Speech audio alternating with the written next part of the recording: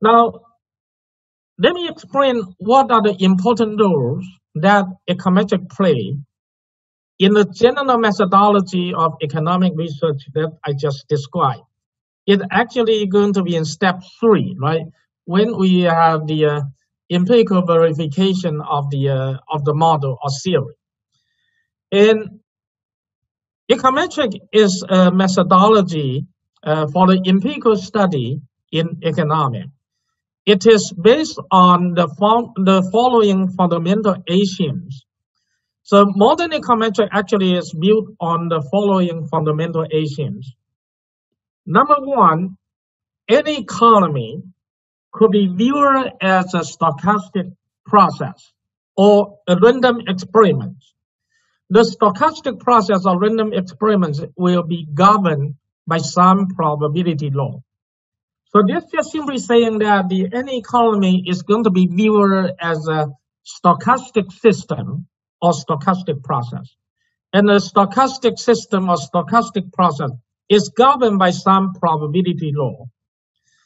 Second, any economic phenomena, which usually is going to be summarized in form of data. So any economic data that we observe in reality can be viewed as a realization of the stochastic data generating process. And these two assumptions constitute the fundamental axioms on which modern econometrics is built upon. So it just simply said that any economy is a stochastic process. And any data, economic data we observe actually is a realization from this stochastic data generating process. Then the main objective of econometric analysis. So the main objective of econometric analysis is to infer the probability law of the stochastic economic system using the observed data, and then use the inferred probability law for various economic applications. So that is the brief summary about the objective of econometrics.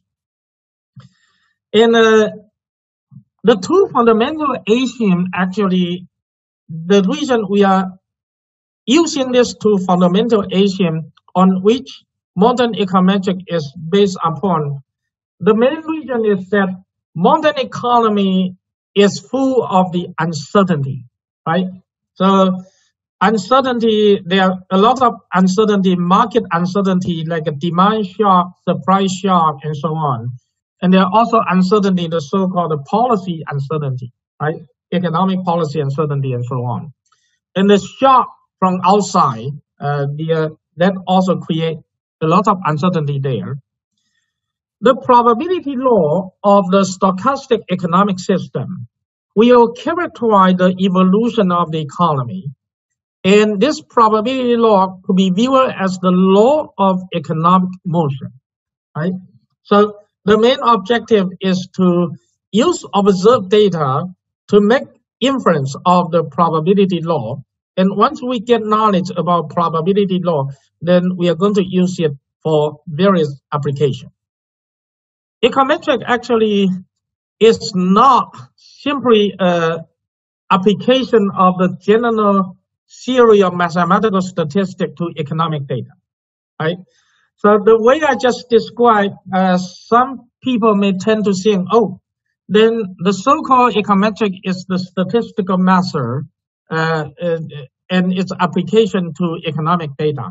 Well, that general statement is true somehow to a certain degree, but more precisely, this is what we are going to emphasize. Econometric is by no means the same as economic statistics. Nor is it identical with what we usually call economic theory. Economic theory is economic mathematical theory, mathematical model, right? Although a considerable portion of this theory has a definite quantitative character, right?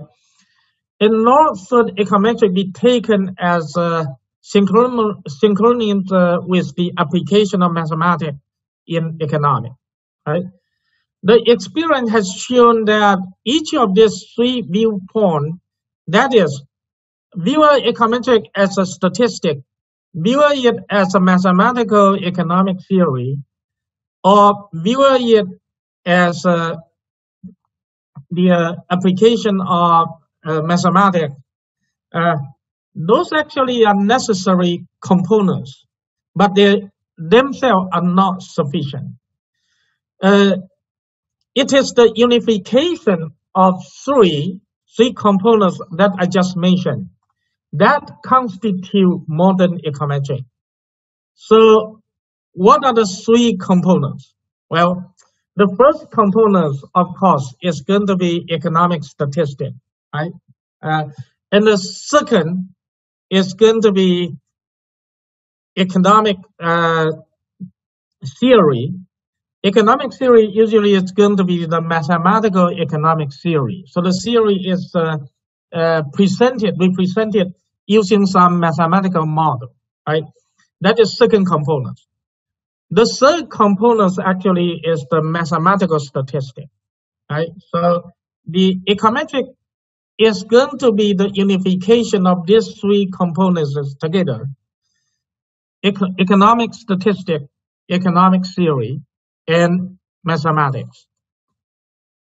Among many other things, econometrics can play a very important role in economics.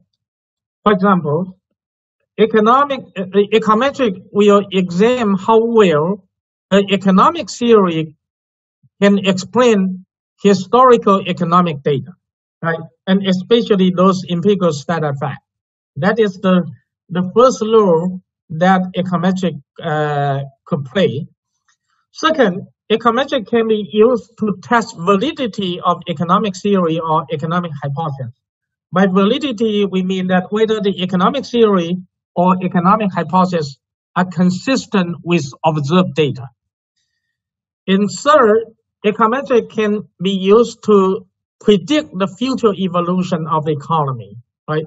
So that economic agent or decision maker, governments, they could make decisions based on the prediction.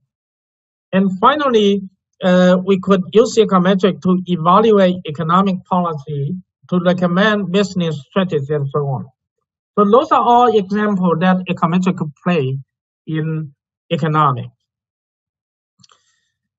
To appreciate the important role of modern econometrics, below I'm going to discuss a number of illustrative economic examples in various fields of economics and finance. And this concrete example is going to get us a sense how econometrics could be used in economics.